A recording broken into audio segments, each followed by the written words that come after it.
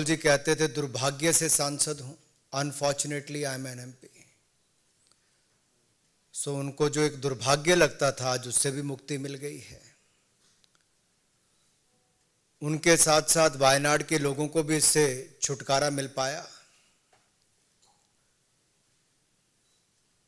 इतने लंबे समय से जो लोकसभा के सदस्य हों, न कभी अमेठी के लिए 5 वर्षों में एक सवाल पूछ पाए 2009 से 14 तक,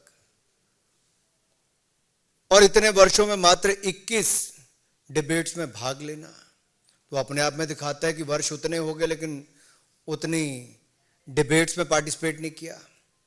एक भी आज तक प्राइवेट मेंबर बिल तो लाने की बात दूर, लेकिन अपनी ही सरकार में 2013 में ऑर्डिनेंस को भरे चौराहे पर फाड़ देने का काम और नॉनसेंस बोलने का काम यह श्रीमान राहुल गांधी जी ने किया। वो सदा अपने आप को संसद से ऊपर, सदन से ऊपर, सरकारों से ऊपर, देश से ऊपर और न्याय व्यवस्था से ऊपर समझते हैं। और इस सेंस ऑफ एंटाइटलमेंट की जो बात कही, ये अपने आप में उन पर लागू होती है। अब एक बात पहले आई कि क्या 2 साल की सजा। देखिए मित्रों, 2018 में, मैं आपको 2018 में इसलिए लेके जा रहा हूं कि एसएलपी जब सुप्रीम कोर्ट में आई तो 2018 में उनसे रिटर्न माफी मांगी गई, लिखित रूप में माफी, और कोर्ट ने कहा भविष्य में सचेत रहना, ऐसी गलती मत करना। लेकिन 2019 में एक बार नहीं कई बार ऐसे झूठे आरोप तो लगाए ही।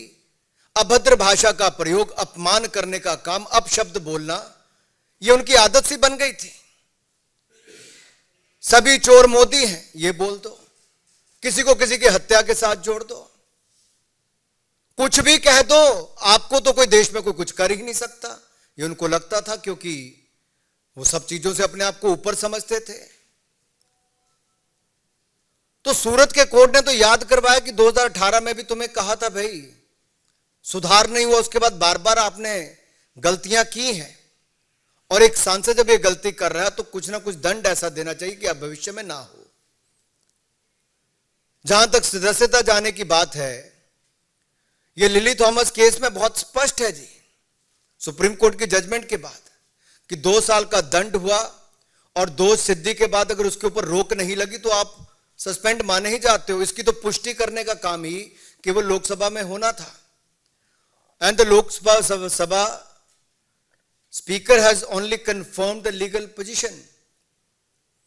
He is not required to take any decision or pass any speaking order. The decision falls under the provisions of Article 1021E of the Constitution of India, read with the Section 8 of the Representatives of the People Act 1951.